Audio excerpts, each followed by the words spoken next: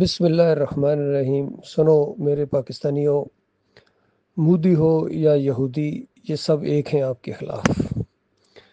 اور میں دیکھ رہا ہوں کہ ویسے تو میں 38 سال سے قوم کو جگانے کی کوشش کر رہا ہوں، اور یہ گزشتہ 10 سالوں میں سوشل میڈیا کے اوپر،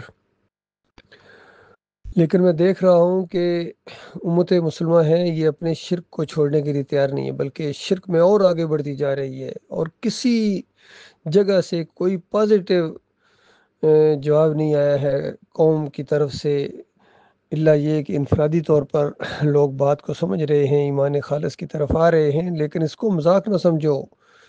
یہ سب سے بڑا مسئلہ ہے آج تمہارا، کہ تمہارا شرک کے ساتھ قائم رہنا، یہ تمہاری آزادی چھن جانے کی ایک بہت بڑی وقت آ سکتا ہے یہ تمہارا، کیونکہ یہ پوری کائنات توحید کے لیے بنائی گئی ہے، تمہیں ایمان کے لیے پیدا کیا گیا تھا، تم نے ایمان کے ساتھ غداری کی ہے۔ 75 سال ہو گئے ہیں۔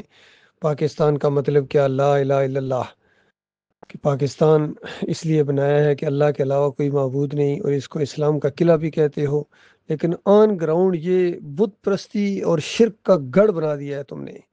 ہر نکر کے اوپر ایک بابا بیٹھا ہوا، کوئی مشکل کشائی کر رہا ہے، کوئی دعتائی کر رہا ہے، کوئی حاجت روائی کر رہا ہے، کوئی بیڑے پار لگا رہا ہے، کوئی کھوٹی قسمت کھری کر رہا ہے۔ وہ بتاؤ اللہ کیا کر رہا ہے؟ کبھی سوچا؟ اگر اللہ کو پکارتے بھی ہو تو مشرکانہ طریقے سے پکارتے ہو۔ سوشل میڈیا بھرا پڑا ہے آپ کے عقائد سے۔ کوئی یا علی مدد پکار رہا ہے، کوئی لکھ رہا ہے، کوئی اس کے جھنڈے اٹھا کے بھاگ رہا ہے، کوئی یا رسول مدد کے نعرے لگا رہا ہے، لبیک یا رسول اللہ کی پکارے لگا رہا ہے، اور علی انجینئر جیسا آدمی کہتا ہے یہ شرک کوئی نہیں ہے، نہ ڈاکٹر اسرار اس کو شرک ماننے کے لیے تیار ہے۔ بھائی جب پکارتا ہے بندہ تو کس لیے پکارتا ہے؟ کہتے ہیں نہیں، پکارنا شرک نہیں ہے، مدد کے لیے پکارنا شرک ہے۔ وہی بات ہو گئی کہ مرا ہوا نہیں، اکڑا ہوا ہے۔ اس طرح امت مسلمہ کے ان لوگوں نے، ان علماء ٹائپ لوگوں نے شرک کا انجیکشن دیا ہے مسلمانوں کو۔ محمود الحسن کہتے ہیں اللہ کے نیک بندوں کو پکارنا، مقبول بندوں کو، یہ اللہ ہی کو پکارنا ہے۔ محمد حنیف کہتا ہے اللہ کے بندے یوسف علیہ السلام کو سجدہ، یہ اللہ ہی کو سجدہ تھا۔ اندازہ لگائی، اس طرح ان کی مت ماری گئی ہے۔ مفتی محمود صاحب جا کے حلوہ بانٹتے ہیں، اور مرد مومن رنگون جا کے گھنٹا کھڑکاتے ہیں، اور جناب اندرا گاندھی کے مرنے کے اوپر قرآن شریف پڑھ رہے تھے جنرل ضیاء صاحب، اور یہ پوپ مرا ہے فرانس کا تو یہ علی انجینئر صاحب تعزیت پیش کر رہے ہیں، ان کو دکھ ہو گیا بہت زیادہ۔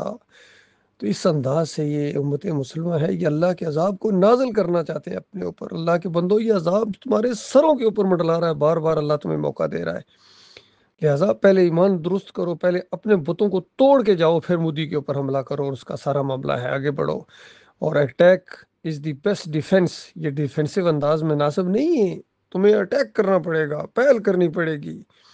یہ جدید دور ہے، جدید ٹیکنالوجی کا دور ہے، دیکھتے رہ جاؤ گے تو بس دیکھتے ہی رہ جاؤ گے، یہ چند لمحوں کا معاملہ ہوگا۔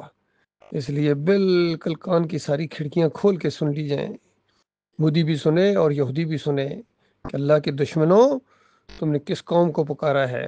ایمان خالص کے ساتھ آگے بڑھو اللہ کے بندو، ان مزاروں کو، گنبدوں کو گراؤ، پہلے واسطے وسیلے کو گراؤ، مشرکانہ اس نظام جمہوریت کو گراؤ، اور پورے اعتماد کے ساتھ جہاد کا نام لو اور اسلام کا نام لو، اور بت پرستی کو جڑوں سے اکھیڑ دو۔ جس طرح بت نہیں سنتے ہیں، اس طرح یہ مردے قبروں میں نہیں سنتے ہیں، کوئی گنبد والا نہیں سنتا ہے، مزار والا نہیں سنتا ہے۔